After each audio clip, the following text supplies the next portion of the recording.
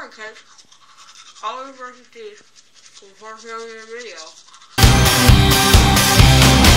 Ladies and gentlemen, truth is now acceptable. Fame is now injectable. Process the progress.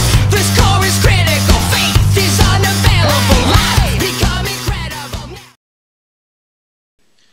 Hey Wonder Nerds, so my challenge this week was to read a passage from my favorite book. So to pick the most nerdfighter appropriate book, obviously I picked Looking for Alaska. In a lot of ways this book changed me. So I thought you would enjoy this passage.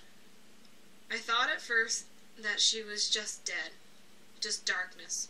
Just a body being eaten by bugs. I thought about her a lot like that. As something's meal. What was her? Green eyes, half smirk, soft curve of her legs. Would soon be nothing, just bones that I never saw. I thought about the slow process of becoming bone, and then fossil, and then coal, that will, in millions of years, be mined by humans in the future, and how they would heat their homes with her. And then she would be smoke, billowing out of a smokestack, coating the atmosphere. I still think that, sometimes, that maybe the afterlife is just something that we made up to ease the pain of the loss, to make our time in the labyrinth bearable. Maybe she was just matter, and matter gets recycled. Ultimately, I do not believe that she was only matter, that the rest of her must be recycled too. I believe now that we are greater than the sum of our parts. If you take Alaska's genetic code, then you add her life experiences and the relationships that she had with people. Then you take the size and shape of her body, you do not get her. There's something else entirely. There's a part of her that's greater than the sum of her knowable parts. And that part has to go somewhere, because it cannot be destroyed. Although no one will ever accuse me of being much of a science student, the one thing I learned from science class is that energy can never be created and never destroyed. And if Alaska took her own life, then that's what I wish I could have given her. Forgetting her mother, failing her mother, and her friends, and herself, all these awful things. But she did not need to fold into herself and self-destruct.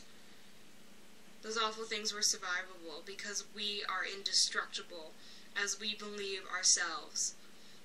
When adults say teenagers think they're invincible, with that sly, stupid smile on their faces, they don't know how right they are. We need never to be hopeless, because we can never be irreparably broken. We think that they are invincible because they are.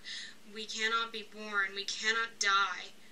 Like all energy, we can only change shapes and sizes and manifestations. They forget that when they get old. They get scared of losing and failing. But that part of us that's greater than our sum of our parts cannot begin and cannot end, so it cannot fail. So I know she forgives me, just as I forgave her. Thomas Edison's last words were, "It's very beautiful over there." And I don't know where there is, but I believe in somewhere, and I hope it's beautiful.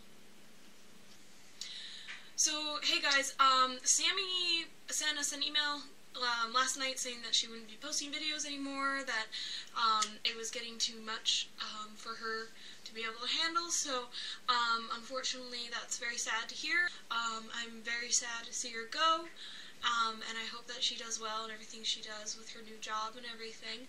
I'm sure we'll be talking more about what to do in response to that this week. Moving on, Cass, lovely to see you on Tuesday. It's nice to see your video. I like it when you just do chatty vlogs. It's nice. Your humor is amazing because you're so self-deprecating that sometimes I'm like, oh, I want to give you a hug, but at the same time it's brutally hilarious and I love it. Barbara, your video about feminism, I think I watched it a couple times. It was amazing.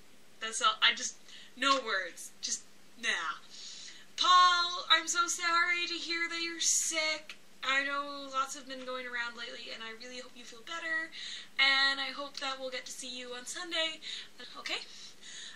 The challenge this week is for whoever I roll to pick a song that they really like and to dance to it like it's no tomorrow. So I will post in the doobly-doo an example video that Naramon did a couple years ago. I think that might help inspire you a little bit.